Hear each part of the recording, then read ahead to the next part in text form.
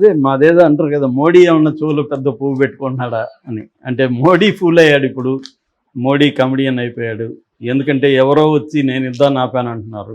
మరి యుద్ధాన్ని స్టార్ట్ చేసింది మోడీ అయినప్పుడు మోడీని ఎవరో ఆపితే ఎందుకు ఆగిపోయాడు అనేది ఇప్పుడు పెద్ద ప్రశ్న. అందుకని ఆల్రెడీ అన్నారు కూడా, ఇతను అనకముందే, కేఏ పాల్ అనకముందే సోషల్ మీడియాలో పోస్ట్ పెట్టారు, కేఏ పాల్ చెప్పబోతాడు ఇప్పుడు నేనే ఆపేస్తానని. ఎందుకంటే ఆల్రెడీ కేఏ పాల్ అనౌన్స్ చేశాడు, నేను పాకిస్తాన్ వెళ్తున్నాను, ఈరోజు యుద్ధాన్ని ఆపేస్తానని, నేను శాంతి దూతను, యుద్ధం అనేది ఉండకూడదు, శాంతి కోసం పోరాడాలి, నేను ఇప్పుడు పాకిస్తాన్ వెళ్ళి వాళ్ళతో మాట్లాడతాను, అసీం మునీర్ని, షహబాజ్ షరీఫ్ని కలుస్తాను అని కూడా అనౌన్స్ చేశాడు. ఈయన వెళ్తాడేమో అని కూడా అందరూ అనుకున్నారు. కానీ సడన్గా ఈరోజు ఎర్లీ మార్నింగ్ ముంబై ఎయిర్పోర్ట్లో కనిపించాడు. ముంబై ఎయిర్పోర్ట్లో కనిపించి చాలా ఆవేశంగా ఒక వీడియో చేశాడు. ఆ వీడియోలో ఏం మాట్లాడాడంటే, తను యాక్చువల్గా ఇస్తాంబుల్, పాకిస్తాన్ వెళ్దాం అనుకున్నాను, కానీ ఇంతలోపల ట్రంప్ డిక్లేర్ అయింది, నేను యాక్చువల్గా ట్రంప్తోనూ అక్కడ సెనేటర్లతో మాట్లాడి యుద్ధాన్ని ఆపించడానికి నేను కూడా చేశాను, పార్షియలీ అని చెప్పాడు. అంటే కొంతవరకు నేను కూడా కారణం యుద్ధం ఆపడానికి, ఎందుకంటే నేను ట్రంప్తోనూ సెనేటర్లు, కాంగ్రెస్మెన్తోనూ మాట్లాడాను, దాని ఫలితంగా ట్రంప్ మోడీతో, పాకిస్తాన్తో మాట్లాడాడు, అలాగే నేను యుద్ధాన్ని ఆపడానికి కారణం అనేది ఆయన చెప్పాడు. అయితే ఆయన యుద్ధాన్ని ఆపడానికి నేనే కారణం అనే దాని మీద ఎక్కువ మాట్లాడకుండా ఇంకొక ఇష్యూ మీద ఎక్కువ మాట్లాడాడు. ఆ ఇష్యూ ఏంటంటే, ఇతను యాక్చువల్గా ఇస్తాంబుల్ వెళ్తున్నాడు. ఇస్తాంబుల్ దగ్గర ఆయన ముంబై ఎయిర్పోర్ట్లో ఉన్నాడు, గేట్ నెంబర్ 17లో ఉన్నాను అని చూపించాడు విజువల్స్ అంతా. ఇస్తాంబుల్ బోర్డు కూడా ఉంది, అదైతే వాస్తవం, గేట్ దగ్గర ఉన్నాను. ఆయన ఏం చెప్తున్నాడంటే, నేను కిలారి ఆనంద్ పాల్, నా కొడుకు జాన్ పాల్ కిలారి, తర్వాత ఇక్కడ జ్యోతి బేగల్ ఉంది, మమతారెడ్డి ఉందన్నాడు. వాళ్ళకి ఇంకేం సంబంధం తెలియదు. మొత్తానికి వీళ్ళు నలుగురు ముంబై వెళ్ళాలని ఇస్తాంబుల్ వెళ్ళాలని ముంబైకి వెళ్ళారు. ఇక్కడ నుంచి హైదరాబాద్ ఎయిర్పోర్ట్ నుంచి ముంబైకి వెళ్ళారు. అక్కడ ఇస్తాంబుల్ వెళ్ళాలంటే ఈ అబ్బాయికేమో క్లియర్ చేశారు, కొడుకేమో అమెరికన్ సిటిజన్, వీళ్ళనేమో ఆపేశారు. అతనేమో ఫ్లైట్లో కూర్చోన్నాడు కొడుకు, వీళ్ళనేమో గేట్ దగ్గర ఆపేశారు. అది అతను బాధ. ఎందుకు ఆపేస్తారో చెప్పట్లేదు. క్లియర్గా అన్ని డాక్యుమెంట్స్ ఉన్నాయి, పాస్పోర్ట్ ఉంది, వీసా, టర్కీ వీసా ఉంది. యాక్చువల్గా లాస్ట్ వీక్ కూడా నేను టర్కీలో ఉన్నాను, ఇప్పుడు కూడా మళ్ళీ టర్కీ పోవడానికి మేము ప్లాన్ చేసుకున్నాం. నాకు టర్కీ వీసా ఉంది, అట్లాగే నాకు గ్రీన్ కార్డ్ ఎక్స్టెన్షన్ కూడా 3 ఏళ్ళకి గ్రీన్ కార్డు ఉంది. క్లియర్గా నా దగ్గర పాస్పోర్ట్ ఉంది, అన్ని డాక్యుమెంట్స్ ఉన్నాయి. కానీ వీళ్ళు ఇండిగో ఎయిర్లైన్స్ వాళ్ళు అన్నీ చెక్ చేసి ఇక్కడ వరకు తీసుకొచ్చి, ఇక్కడ అన్ని సెక్యూరిటీ చెక్ అన్నీ అయిపోయి గేట్లో వెళ్ళాల్సి వచ్చినప్పుడు ఆపుతున్నారు.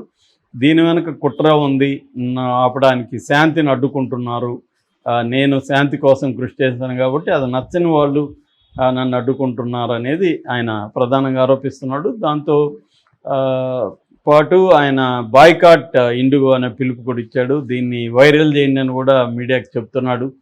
సో ఇక్కడ ఈయన టర్కీకి ఎందుకు వెళ్తున్నాడు అనే విషయం చెప్పలేదు. మామూలుగా ఇంకో చాలా విషయాలు కూడా చెప్పాడు. యాక్చువల్గా నేను మొత్తం 160 దేశాలకి ప్రెసిడెన్షియల్ అడ్వైజర్ని, 5 మంది ప్రధానమంత్రులకి, మన దేశంలో ప్రధానమంత్రులకి అడ్వైజ్ ఇచ్చాను, అమెరికాలో 5 మంది ప్రెసిడెంట్లకి అడ్వైజ్ ఇచ్చాను, దాదాపు నేను 37 సంవత్సరాలుగా 160 దేశాలు తిరిగాను, నాకు ఎప్పుడూ ఇలాంటి అబ్జెక్షన్ రాలేదు, నేను చాలాసార్లు వీసాలు లేకుండా కూడా నాకు స్పెషల్ ఇది ఇచ్చారు, చాలా దేశాలకి నేను వెళ్ళాను, పైగా నేను క్రిస్టియన్ ఎవాంజలిస్టుని కాబట్టి నాకు ప్రపంచంలో అనేక దేశాలతో మంచి సంబంధాలు ఉన్నాయి, ఇంటర్నేషనల్ కాన్ఫ్లిక్ట్స్ని అంతా కూడా నేను ఆపాను అన్నట్టుగా మాట్లాడాడు.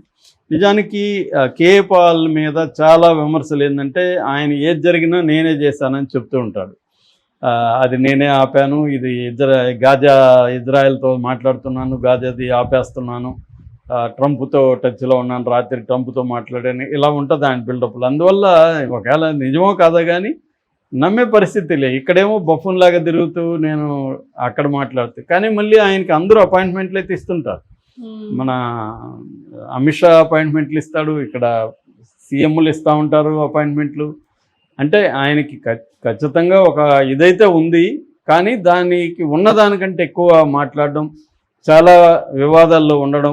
గతంలో కూడా గ్లోబల్ పీస్ ఇనిషియేటివ్కి సంబంధించి కూడా ఆయన మీద విమర్శలు వచ్చాయి. ఇక్కడ కూడా చారిటీ సిటీలో 330 ఎకరాలు ఈయన ఆక్యుపై చేశాడని ఆయన మీద విమర్శలు వచ్చాయి. వాళ్ళ బ్రదర్ చనిపోయినప్పుడు కూడా ఈయన మీద ఆరోపణలు వచ్చాయి, ఈయన చంపించాడని కూడా ఆరోపణలు వచ్చాయి. అట్లాగే ఇజ్రాయిల్ ఫండ్స్ అని ఒక గ్రూపు అమెరికాలో ఈయన మీద ఒక లాస్ ఏంజల్స్లో కోర్టులో లాసూట్ వేశారు. $8,50,000 మా దగ్గర కలెక్ట్ చేశాడు పీస్ కోసం అని చెప్పి, దాన్ని ఈయన తినేశాడని వాళ్ళు కోర్టులో వేశారు. అది పెండింగ్లో ఉంది.